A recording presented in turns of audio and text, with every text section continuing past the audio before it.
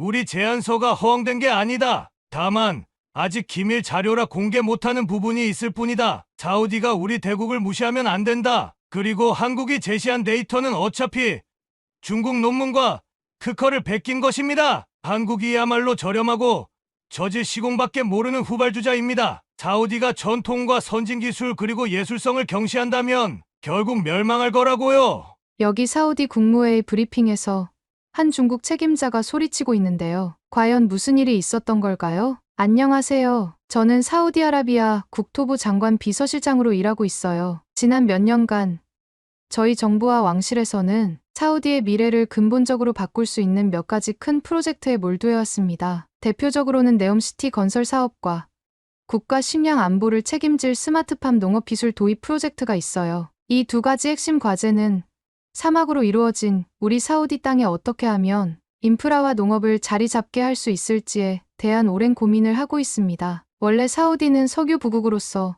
수십 년간 풍부한 오일머니로 성장해왔습니다. 하지만 미래에는 석유 의존도를 줄이고 첨단 기술과 다양한 산업이 공존하는 새로운 경제 구조를 구축해야 한다는 공감대가 사회 전반에 퍼졌어요. 또한 국토의 95%가량이 사막인 환경 때문에 식량의 80% 이상을 해외에서 들여오는 구조를 계속 유지하기 어렵다는 우려도 커졌습니다. 러시아 우크라이나 전쟁으로 곡물 가격이 폭등했을 때 저희가 얼마나 취약한 식량 안보 상태에 놓여 있었는지 절감하게 되었죠. 이 때문에 국왕과 왕실 그리고 내각은 사막에서도 농업을 가능하게 하고 미래형 스마트 도시를 세우자는 거대한 비전을 세웠습니다. 과연 이게 가능한 일인가 싶긴 했지만 전 세계 기술을 총동원한다면 불가능한 일도 아니라는 의견이 모였어요. 그것이 네옴시티와 스마트팜 프로젝트를 추진하게 된 배경이고 저는 이 프로젝트들을 실무적으로 조율하는 과정에서 세계 각국의 기업과 정부 관계자들을 만나는 역할을 맡게 되었습니다. 사우디 정부가 이 두 프로젝트를 공식 발표하고 나서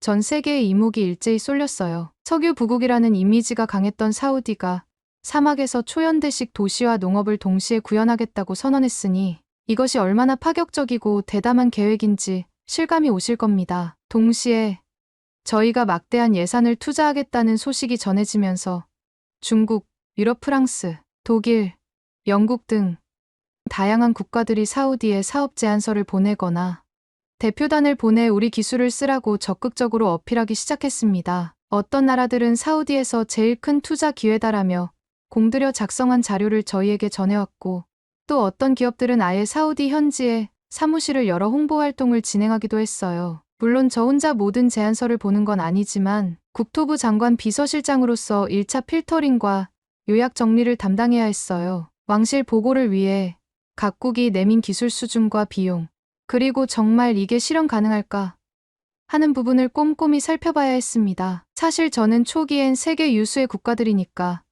다들 믿음직스럽게 보이겠지라고 막연히 생각했어요. 그런데 막상 자료를 펼쳐보니 생각보다 허술하거나 과장된 내용도 많았고 특히 중국과 유럽, 프랑스 중심으로 내놓은 제안서는 제게 꽤 충격과 실망을 안겨줬어요. 가장 먼저 눈에 띈 건 중국이 제출한 대규모 사업 제안서였어요. 정확히는 여러 중국 기업 컨소시엄이 모여서 작성한 것인데 표지부터 우리는 사우디의 꿈을 실현할 수 있다라는 거창한 문구가 적혀 있었습니다. 그리고 가장 큰 특징은 다른 나라 대비 절반 이하 비용으로 모든 시설을 지어줄 수 있다라고 강조하고 있더군요. 사실 저희 사우디 정부도 값싼 공사라고 하면 귀가 솔깃해질 수밖에 없어요. 왜냐하면 네옴시티나 스마트팜 사업 모두 수십조 달러 또는 그 이상의 예산이 드는 초대형 프로젝트이기 때문이에요. 만약 진짜로 중국이 절반 이하 비용으로 완수해준다면 저희로선 엄청난 예산 절감을 할 수 있을 테니까요. 그래서 저는 중국 제안서를 세부적으로 들여다봤습니다. 중국 측이 AI,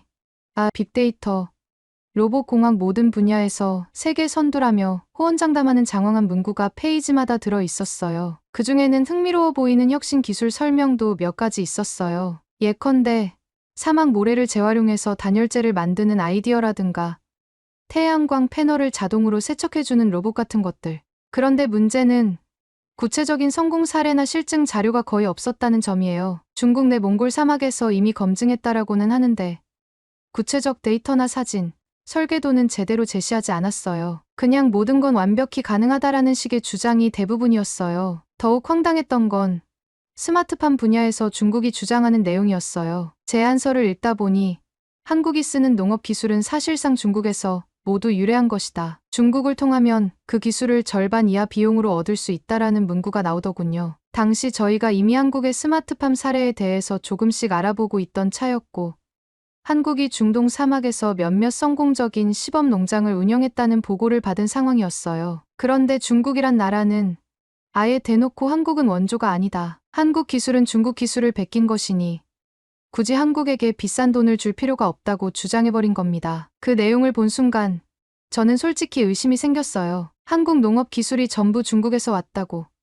정말 그럴까?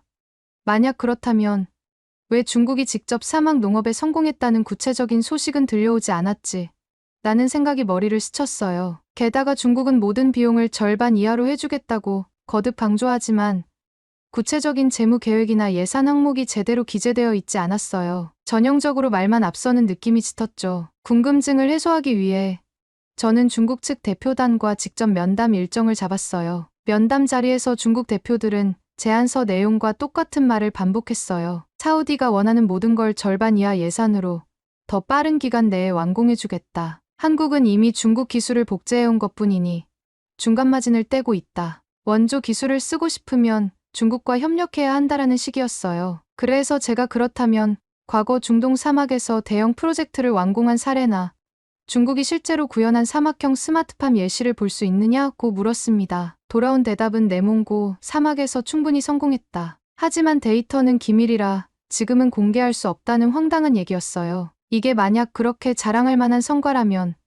오히려 언론에 대대적으로 홍보하지 않을까라는 의문이 들었습니다. 중국 대표단은 면담이 끝날 무렵에도 줄곧 한국은 구시대 기술, 중국은 최첨단이라는 말을 반복하며 사우디가 왜 아직 망설이는지 이해가 안 된다고 불만을 토로했어요. 저는 이들의 태도와 근거 부족에 깊이 실망했고 이 프로젝트를 맡기기에 중국이 과연 신뢰할 만한가 하는 확신이 사라졌습니다. 중국 제안서만 그런 건 아니었어요. 유럽 쪽, 특히 프랑스가 내놓은 제안서도 또 다른 형태로 저를 난감하게 했습니다. 프랑스는 역사적으로 예술적 건축, 디자인, 문화유산이 풍부한 나라잖아요. 실제로 파리의 라데팡스나 루브르 박물관, 에펠탑 등을 보면 건축미가 뛰어납니다. 그런 자부심이 반영된 건지 프랑스 제안서는 거의 예술 작품 소개서처럼 보였어요. 프랑스가 중점적으로 어필한 분야는 네옴시티였습니다. 사우디가 전 세계인의 관심을 끌 만한 미래형 도시를 만들려면 프랑스식 예술 감각과 도시 디자인이 필수라는 주장을 펼쳤어요. 제안서에 수록된 도시 조감도나 렌더링 이미지를 보니 정말 혁신적이고 멋진 디자인이 많더군요. 어떤 건물은 바람 패턴에 따라 곡선으로 휘어져 있고 또 어떤 초고층 빌딩은 공중에 정원과 수로가 연결된 형상을 하고 있었어요. 처음엔 와, 이거 정말 황홀한 미래 도시 같다라고 감탄했는데 자세히 보니 사막 환경에 대한 구체적 언급은 거의 없었어요. 예컨대 저희가 고민하는 핵심 문제인 모래바람, 낮아진 습도와 지나치게 높은 기온 50도 안팎, 급작스러운 일교차, 물 부족 등에 대한 대책이 제안서 안에서 잘 보이지 않았어요. 에어컨과 환기 시스템을 강화하면 문제없다는 식의 간단한 설명만 있었고 전력 비용이나 물이 어디서 오는지 같은 구체적 사항은 제대로 언급되지 않았어요. 너무 미학적 측면만 강조하고 현실적인 부분은 현장에서 협의 가능이라는 한 줄로 넘어갔더라고요. 그래서 저는 이 멋진 디자인이 과연 사우디 사막에서도 실현될 수 있을까 하는 의구심을 품게 됐어요. 유럽과 달리 여기선 살인적인 고온과 모래 폭풍이 일상인 곳이니까요. 프랑스는 스마트팜 쪽에서도 우리는 유럽에서 가장 앞선 농업 기술을 갖췄다고 주장했어요. 실제로 프랑스가 온실 재배를 잘하는 나라는 맞지만 유럽 기후와 사우디 사막 기후는 완전히 다르잖아요. 그런데도 프랑스가 선도하는 유럽형 온실을 그대로 가져오겠다며 대규모 온실 냉방 설계를 제안했어요. 문제는 한여름 기온 50도가 넘는 사우디에서 유럽형 온실을 시원하게 유지하려면 전력 소모가 엄청날 것이라는 점이에요. 물도 부족한데 냉방 시스템 가동에 따른 응축수 문제 등 고려할 요소가 한두 가지가 아니죠. 그런데 프랑스 제안서는 이 문제는 이후 디자인 수정으로 충분히 해결 가능하다라는 말만 적어놨어요. 중국이 너무 허황된 반값 공사를 외치고 프랑스는 예술성에 치중해서 사막 적응 대책이 부족하다니 그 두 나라의 제안서를 검토하면서 제 머릿속은 혼란 그 자체였어요. 이대로라면 우리 사우디가 원하는 초대형 프로젝트가 정말 제대로 완수될 수 있을까 하는 걱정이 점점 커졌습니다. 그러던 중 한국에서 보내온 사업 제안서를 제가 접하게 됐어요. 사실 처음에는 크게 기대하지 않았어요. 왜냐하면 저도 한동안 한국이 발전한 나라이긴 하지만 그래도 유럽이나 중국처럼 막대한 인구나 글로벌 영향력이 큰 국가와 비교해 어떤 경쟁력을 갖출까? 라고 막연히 생각하고 있었거든요. 하지만 한국 제안서를 펼쳐본 순간 저는 흥미로움과 동시에 약간의 충격을 받았어요. 다른 나라와 달리 구체적인 실증 자료와 실제 사례가 빼곡하게 정리되어 있더군요. 먼저 네옴시티와 관련된 건설 분야 자료였어요. 한국 건설사들이 과거 19만 7,080년대부터 중동 사막 지역에서 시공 경험을 쌓아왔다는 내용, 그리고 최근 20년간 UAE, 카타르, 쿠웨이트, 심지어 사우디 국내에서 완공한 다양한 대규모 인프라 목록이 자세히 기재돼 있었어요. 예컨대 부르즈 할리파 세계 최고층 빌딩, 두바이 건설의 한국 업체가 핵심 시공사로 참여했다는 점, 쿠웨이트만 해상 교량 셰이크 자베르 코즈웨이처럼 사막 해양이 교차하는 극한 환경에서 세계 최장급 교량을 무사히 완공했다는 점, 사우디 라빅 정유석유화학 플랜트, UAE 바라카 원전 등 초대형 고난도 프로젝트를 실행한 사진과 성과 보고서, 이런 자료에는 매년 유지보수 비용, 사막기후 안정성 테스트 결과, 실제 공사 기간과 예산 대비 준수율 등 세부 정보가 비교표 형태로 요약돼 있었어요. 보통 건설사들이 홍보용으로 이런저런 포트폴리오를 내놓긴 하지만 한국 측 자료는 한층 더 체계적이었어요. 우리는 이러이러한 시행착오를 거쳤고 이후 어떻게 개선했으며 사막 상황에서 콘크리트 온도를 어떻게 관리했는지 등 실무적인 내용까지 충실히 담겨 있더라고요. 그걸 보고 저는 이건 허풍이 아니구나. 실제로 다 해본 회사들이니 설득력이 상당하다고 느꼈어요. 다음으로 스마트팜 파트였어요. 여기는 농업연구소, 스타트업, 대기업 등 한국의 여러 단체가 공동으로 만든 자료 같았는데 중동 아프리카 일부 지역에서 이미 운영해본 컨테이너형 농장 사례가 특히 제 눈길을 끌었어요. UAE나 카타르에서 시범 운영했던 소규모 온실 영상 캡처나 수확량 통계가 그대로 들어 있었어요. 외부 온도가 섭씨 48도였는데 내부는 24도를 유지하고 물 사용량을 기존 농업 대비 90% 이상 절감했다는 결과가 나와 있더군요. 센서 코팅을 통해 모래바람에 센서가 고장 나지 않도록 했고 태양광 패널 냉각 시스템을 이중으로 설치해 패널 효율을 떨어뜨리지 않는 방식도 설명돼 있었어요. 무엇보다 중국 제안서와 다른 점은 중국이 이론적으론 다 된다라고만 했던데 반해 한국 제안서에는 실제 시험 운용 데이터와 사진이 명확히 제시돼 있었다는 거예요. 한국이 사막 농업 기술을 모조리 중국에게서 베꼈다는 중국의 주장과는 전혀 다르게 한국은 이미 직접 사막 환경에서 돌려본 경험과 노하우를 쌓아온 것으로 보였어요. 한국 제안서는 항목별로 잘 정리되어 있었는데 그 중에서도 특히 제게 깊은 인상을 준 섹션들을 조금 더 소개해볼까 합니다. 한국은 건물을 공장에서 미리 모듈 형태로 만들어 사우디 현장에서는 조립만 하는 방식으로 장점은 사막 모래바람이 심한 날 현장 작업을 최소화할 수 있고 공사 기간을 대폭 단축할 수 있다고 했어요. 이러한 사례로 한국 건설사들이 쿠웨이트나 오만 등에서 일부 플랜트를 이런 방식으로 시공해 예산과 공기를 크게 절약한 적이 있다고 하더군요. 중국 제안서는 우리가 인력이 많으니 빠르게 공사한다라는 식이었고 프랑스 제안서는 예술적 디자인에 치중했는데 한국은 모듈러 공정으로 사막 리스크를 줄이겠다라고 구체적으로 계획을 내놓아 현실감이 뛰어나다고 느꼈어요. 사우디가 물을 어떻게 조달하느냐는 프로젝트 성공의 관건 중 하나예요. 한국 제안서에는 태양광 풍력 발전으로 생산한 전력을 해수담수화 시설에 공급하고 그 담수화 시설을 통해 농업용수를 확보하는 모델이 구체적으로 시뮬레이션되어 있었어요. 바라카 원전 사례처럼 중동에서 에너지를 안정적으로 공급하는 기술이 확립돼 있음을 강조했고 초절수 농법으로 실제 필요 물량을 기존 대비 10% 이하로 줄이면서도 남는 담수는 생활용수로도 활용할 수 있다는 그림이 제시돼 있었어요. 프랑스나 중국 제안서와 달리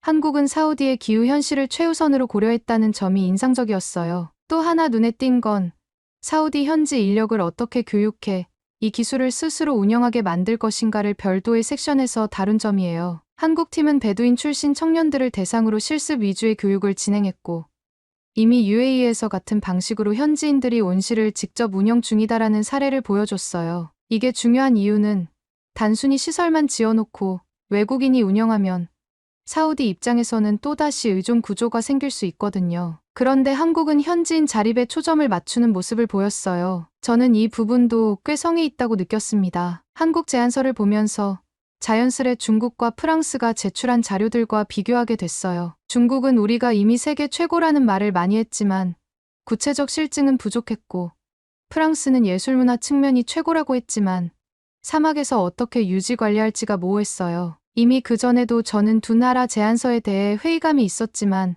한국 제안서를 보고 나니 그 회의감이 더욱 확신으로 바뀌어 버렸어요. 이야, 이렇게까지 준비가 잘 된 나라가 있는데 왜 굳이 중국에 허황된 반값에 혹하거나 프랑스의 예술적 감성만 믿고 갈 이유가 있을까라는 생각이 들었어요. 저는 곧 있을 왕실 보고회에서 각국 제안서에 대한 요약과 제 개인적 의견을 정리해 장관님께 드렸어요. 장관님과 왕실 참모들도 비슷한 느낌을 받으셨는지 중국이 너무 허황된 소리만 하는 게 아니냐.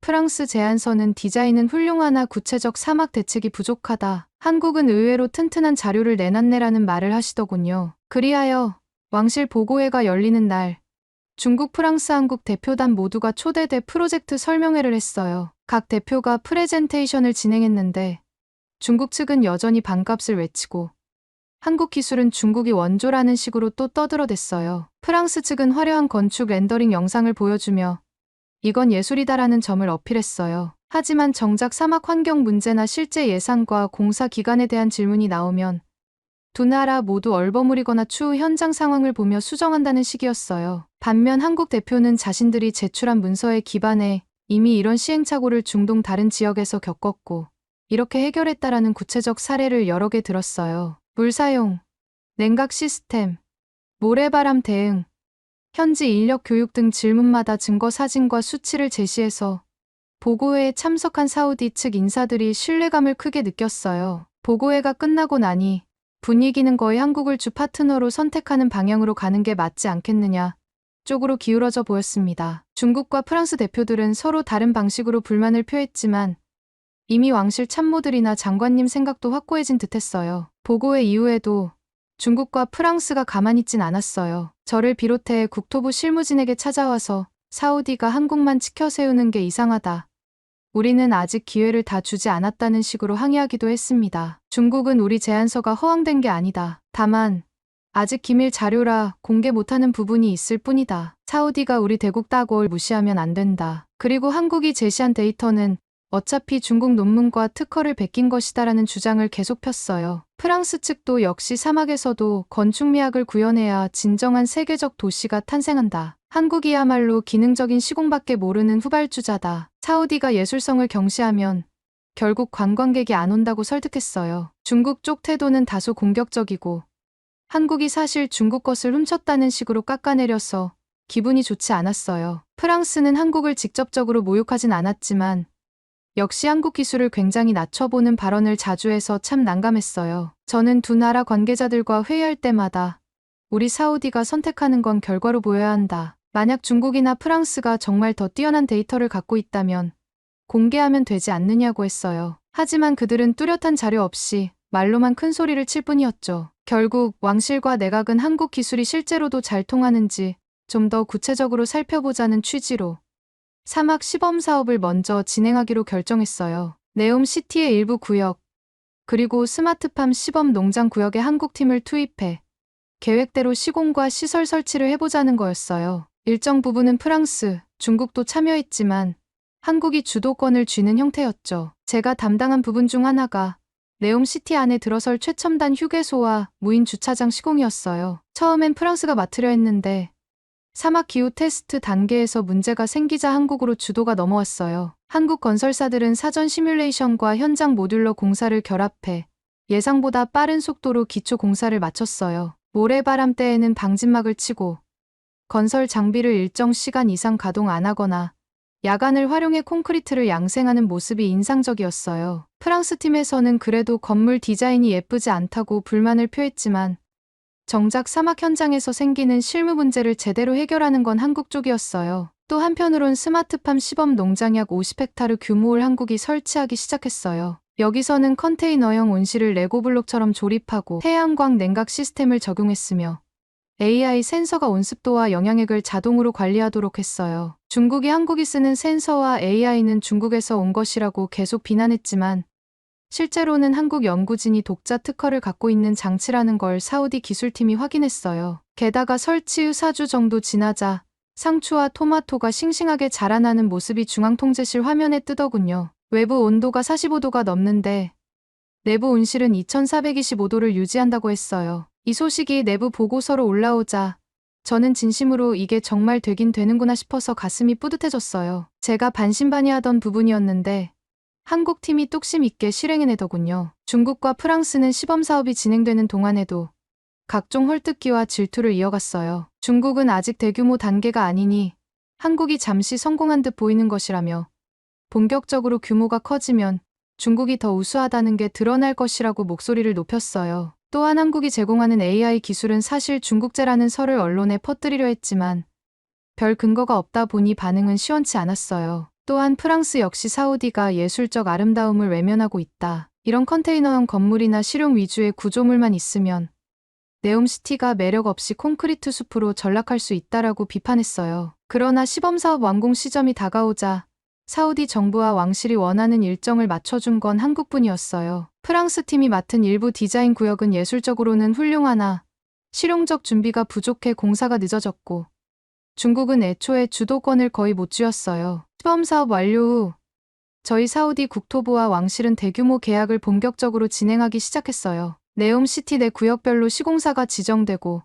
스마트팜 농지 확장 50헥타르 5,000헥타르도 결정됐어요. 결과적으로 핵심 시공과 관리 PM 대부분은 한국 기업들이 맡게 됐고 프랑스는 일부 디자인 문화예술 요소에 한정된 역할, 중국은 하도급 형태로 사소한 부분만 맡거나 사실상 배제되다시피 했어요. 이걸 두고 중국 대표단이 저에게 사우디가 한국 로비에 넘어갔다거나 우리가 더 싸게 해줄 수 있었는데 왜 안 믿어주느냐며 비난했어요. 프랑스 측도 한국식으로만 건설하면 네옴시티가 단조로워질 것이라고 거듭 주장했어요. 하지만 제 입장에선 결과로 증명해낸 파트너가 한국이었고 여러 시행착오를 예상하며 철저히 준비한 쪽도 한국이었기 때문에 자연스럽게 선택지가 좁아진 거예요. 제가 굳이 한국 편을 드는 게 아니라 중국 프랑스가 스스로 기회를 날려버렸다고 봤어요. 이 즈음 왕실이나 장관님께서 정말 한국이 예전부터 중동 사막에서 많이 일해왔나 자세한 정보가 필요하다 하셔서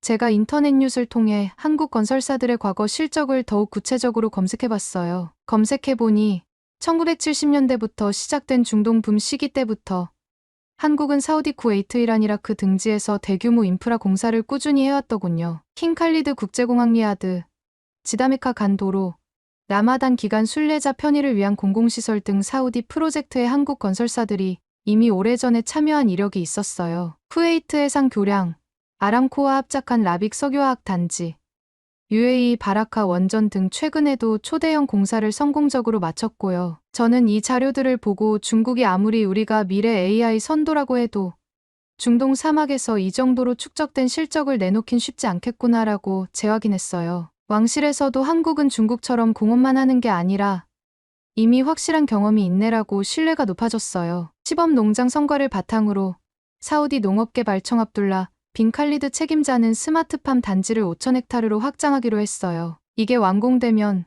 사우디가 수입하던 채소류 상당 부분을 자체 생산할 수 있고 나아가 주변국 수출까지 가능하다는 전망이 나왔어요. 저는 그 현장을 직접 방문해봤는데 사막 한가운데 컨테이너가 줄지어 서 있고 태양광 패널이 광활하게 펼쳐진 모습이 정말 장관이었어요. 내부에 들어가 보니 각종 센서와 AI 제어 장치가 숨가쁘게 데이터를 주고받으며 온도를 2325도 사이로 유지해주고 영양액과 물을 자동 분배하는 과정이 인상적이었습니다. 문제 발생 시 즉시 경보로 모래바람이 세면 센서에 경보가 뜨고 코팅막 자동 세척이 작동되는 시기였어요. 물 사용량에선 상추 1kg을 생산하는데 17리터 정도면 된다고 하니 기존 관계농업에 비해 엄청난 절약이었어요. 현지 인력들로 구성한 베두인 출신 청년들이 실제로 농장 제어실을 운영하는 모습이 인상 깊었어요. 한국 전문가들이 초기부터 이들을 가르쳐서 지금은 꽤 능숙하게 시스템을 다루더라고요. 중국이 과거 한국 기술은 중국 걸 베낀 것이라며 비방했지만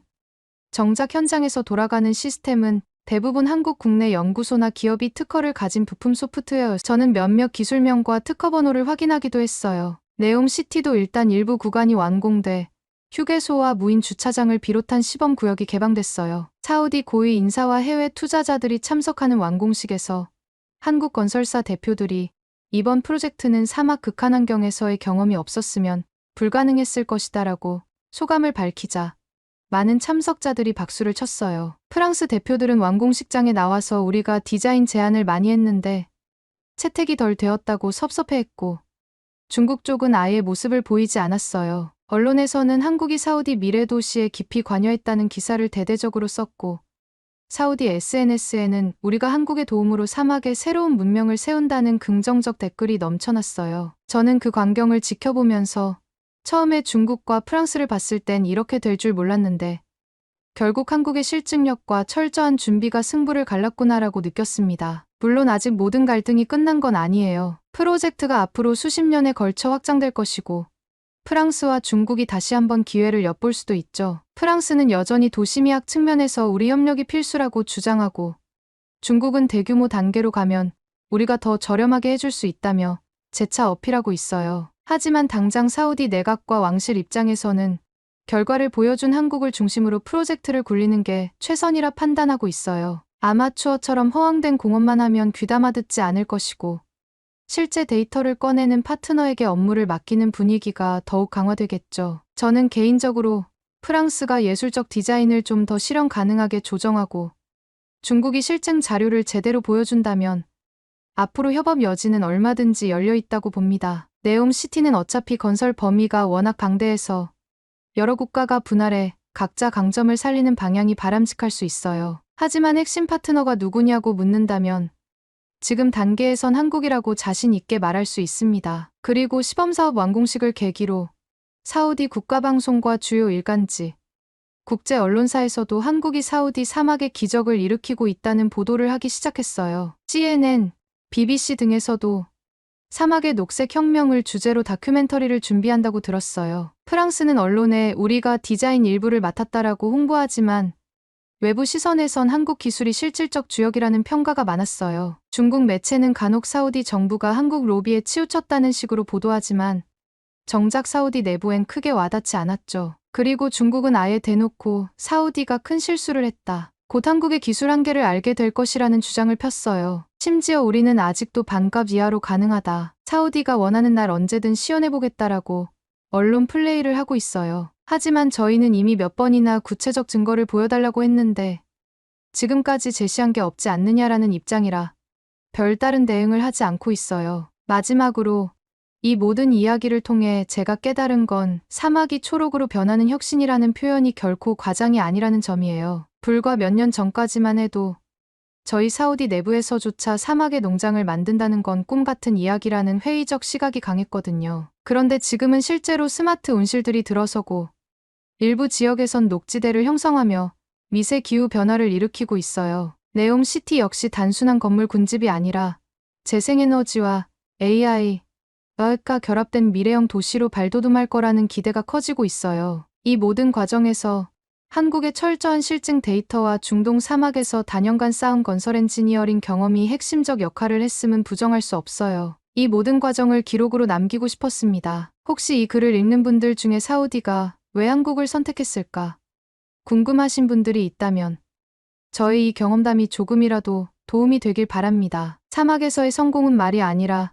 데이터와 실전 경험으로 증명된다. 이게 제가 배운 가장 큰 교훈이에요. 이상 여기까지 사우디 국토부 비서실장의 이야기였습니다. 재미있게 들으셨나요? 다음에도 더 재미있고 감동적인 이야기를 원하신다면 좋아요와 댓글 부탁드립니다. 여러분의 응원 하나가 저에게는 큰 힘이 된답니다.